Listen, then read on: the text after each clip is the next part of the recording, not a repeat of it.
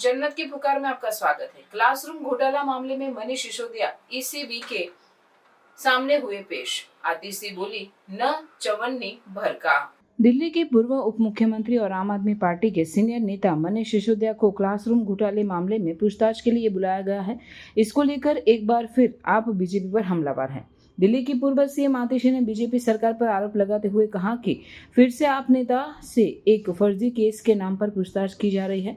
यह झूठा आरोप बीजेपी के झूठे मामलों की सीरीज में एक नया एपिसोड है।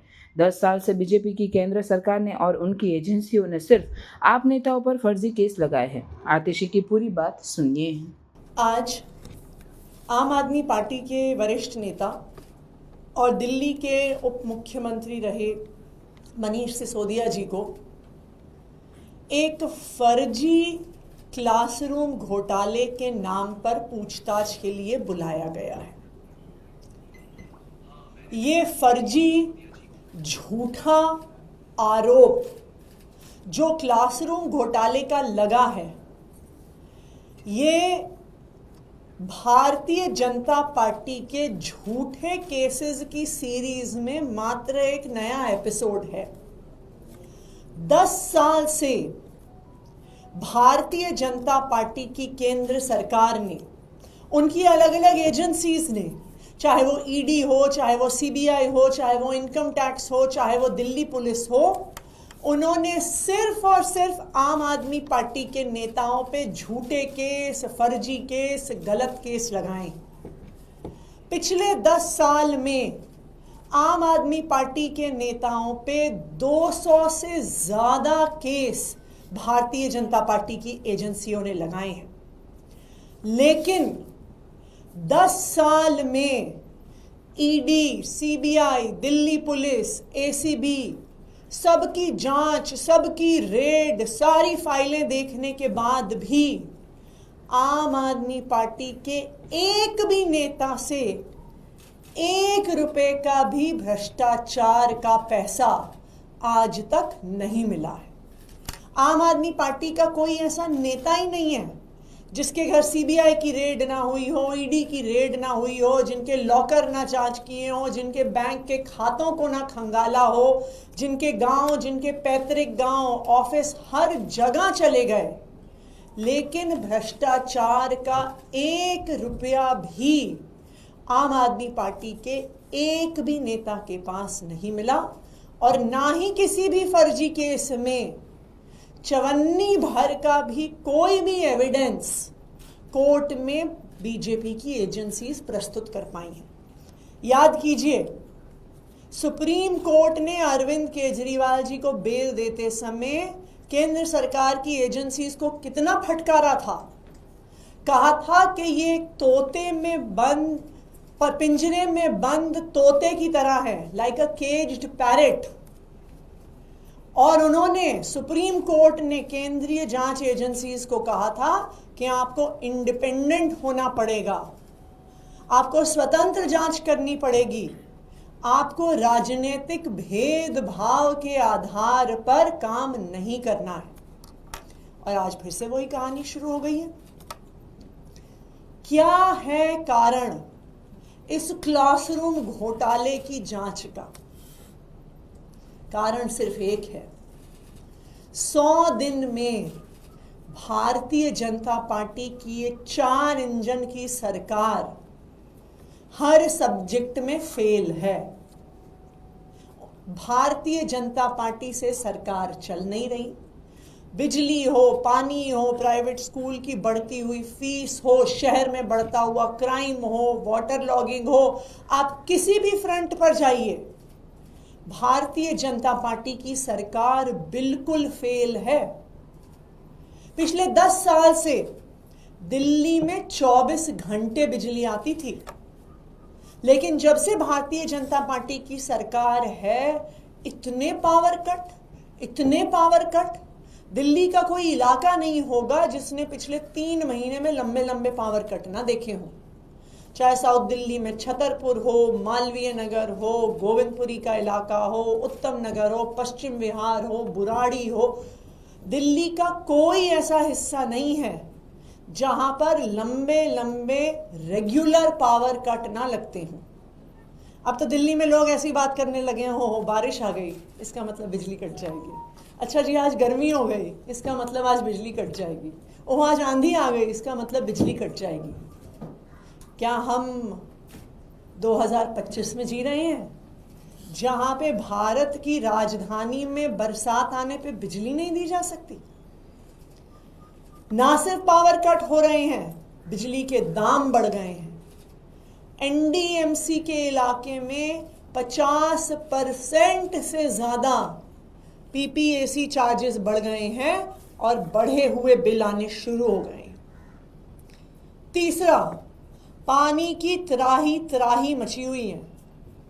एक तरफ बारिश हो रही है, सड़कों पर पानी भर रहा है, लेकिन लोगों के घरों में नलकों से पानी नहीं आ रहा।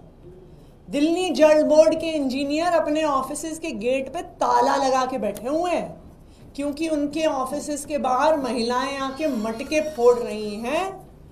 दक्षिणी दिल्ली में पिछले 3 दिन से पानी नहीं आ रहा। क्यों? क्योंकि भारतीय जनता पार्टी की सरकार फेल है। जहां पानी आ भी रहा है, पानी गंदा आ रहा है। एनजीटी के एक केस में एनजीटी ने दिल्ली जल बोर्ड से आ रहे पानी की जांच कराई और कहा कि उसमें जितने बैक्टीरिया हैं उससे दिल्ली में एपिडेमिक हो सकता है, उससे हर तरह की बीमारियां, उससे गैस्ट्रोइंटेस्टाइनल बीमारियां, उससे लिवर की बीमारियां, ये एनजीटी ने पाया। और बरसात के बाद वाटर लॉगिंग का तो क्या ही कहना। अब तो दिल्ली की मुख्यमंत्री रेखा गुप्ता जी ने कह ही दिया है कि 1.5 घंटे तक सड़क पर पानी भरना सामान्य बात है, क्योंकि कहीं सड़कों पे तवे तो लगे नहीं हुए हैं कि तवा गर्म होगा और पानी इवेपोरेट हो जाएगा। तो ये सब क्या दिखाता है? ये दिखाता है कि भारतीय जनता पार्टी की सरकार हर पक्ष पर फेल है। दिल्ली के लोग इस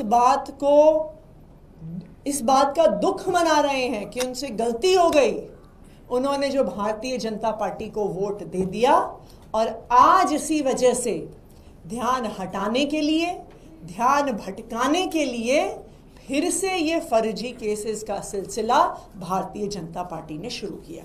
थैंक यू। लेकिन क्योंकि आप मुख्यमंत्री रही हैं और बहुत करीब से आप, तो जो आरोप हैं वो गंभीर हैं। उनमें ये कहा जा रहा है कि 2000 करोड़ और स्कूलों में जो क्लासरूम बनाए गए उनमें पैसा देते वक्त अनियमितताएं बरती गई हैं।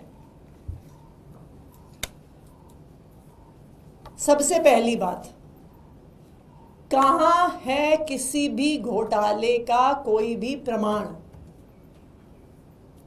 सिर्फ न्यूज में हेडलाइन चला देने से कि 2000 करोड़ का घोटाला हुआ है, कहां है पैसा? कहां मिला पैसा?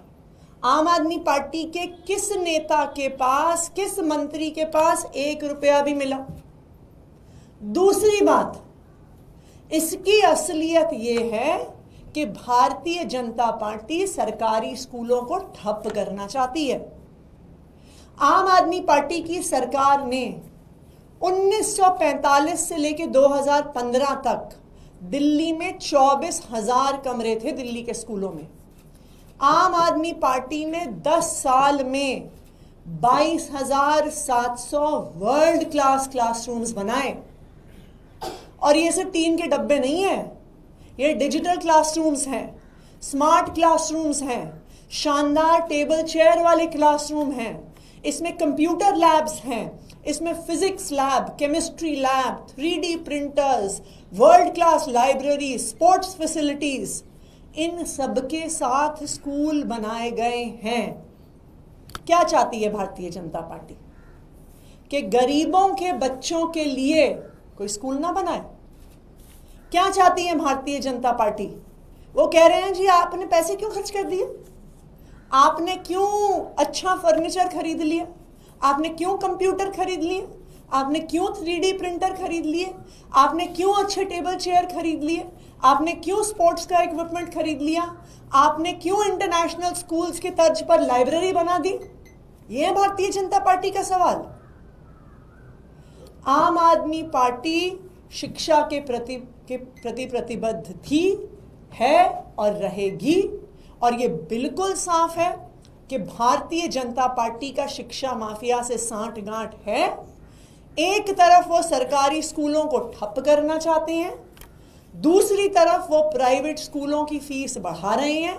अगर सरकारी स्कूल ठप हो जाएंगे, बंद हो जाएंगे, उसमें कमरे, क्लासरूम्स की देखरेख बंद हो जाएगी, तो क्या करेंगे परिवार? प्राइवेट स्कूलों में ही भेजेंगे अपने बच्चों को। तो भारतीय जनता पार्टी सरकारी स्कूलों को बंद करके प्राइवेट स्कूलों की शिक्षा माफिया के साथ सांठगांठ कर रही है। मैम, अभी कुछ देर पहले ही रेखा गुप्ता जी से सवाल पूछा गया बजट जी को सुमन पर, तो उन्होंने कहा कि अभी तो अरविंद केजरीवाल जी को पंजाब से आना पड़ेगा। आप इस बयान को कैसे ले रहे हैं? मैं तो रेखा गुप्ता जी से पूछना चाहूंगी कि वो बता दें कि 100 दिन में उनकी सरकार ने क्या काम किया है मोहल्ला क्लिनिक पे पेंट करके उस पे आयुष्मान आरोग्य मंदिर का बोर्ड लगाने के अलावा। 100 दिन की सरकार में भारतीय जनता पार्टी ने दिल्ली वालों को सिर्फ पावर कट, महंगे पावर बिल, पानी की त्राही, नलके में सीवर का पानी, प्राइवेट स्कूल की बढ़ी हुई फीस, बढ़े हुए बिजली के बिल दिए हैं।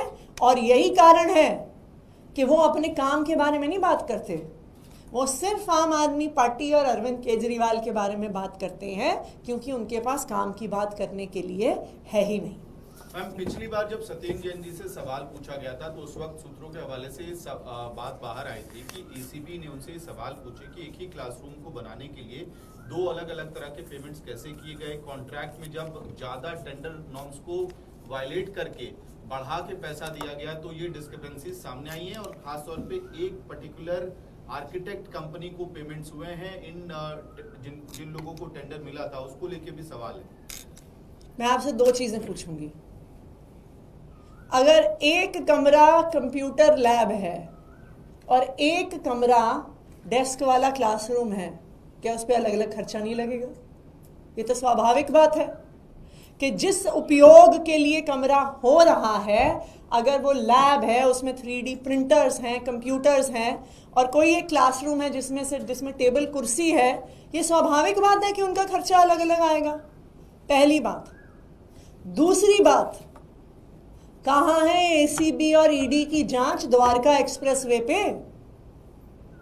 द्वारका एक्सप्रेसवे 250 करोड़ रुपए प्रति किलोमीटर के खर्चे पे बना है। क्यों नहीं हो रही उस पे जांच? सोने का बना है क्या वो एक्सप्रेसवे? जितना पैसा कैबिनेट ने पास किया उससे कई गुना खर्चा हो गया। सीएजी की रिपोर्ट भी आ गई। फिर क्या होता है कि जिस ऑडिटर ने रिपोर्ट लिखी उसका सिक्किम ट्रांसफर हो जाता है। कहाँ है ईडी? कहाँ है सीबीआई? कहाँ है एंटी करप्शन ब्यूरो? तो ये बिल्कुल साफ है कि ये एक विच हंटिंग की एक्सरसाइज है। अगर एसीबी में हिम्मत है तो सूत्रों के हवाले से क्यों खबर दे रहे हैं? सामने आए, बताएं। भारतीय जनता पार्टी एक शिक्षा विरोधी पार्टी है।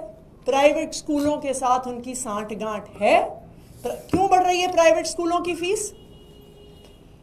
क्यों सरकारी स्कूलों के रिजल्ट पर, आईआईटी जेईई के रिजल्ट पर आजकल सरकार का मुंह नहीं खुलता है? सिर्फ इसलिए नहीं खुलता है क्योंकि भारतीय जनता पार्टी एक तरफ सरकारी स्कूलों को बंद करना चाहती है, दूसरी तरफ प्राइवेट स्कूलों को बढ़ावा देना चाहती है। अगर आपने हमारा अभी तक चैनल सब्सक्राइब नहीं किया है तो कृपया चैनल सब्सक्राइब कर लें, लाइक करें, शेयर करें, कमेंट करें। तो मिलते हैं फिर किसी और खबरों के साथ। नमस्कार।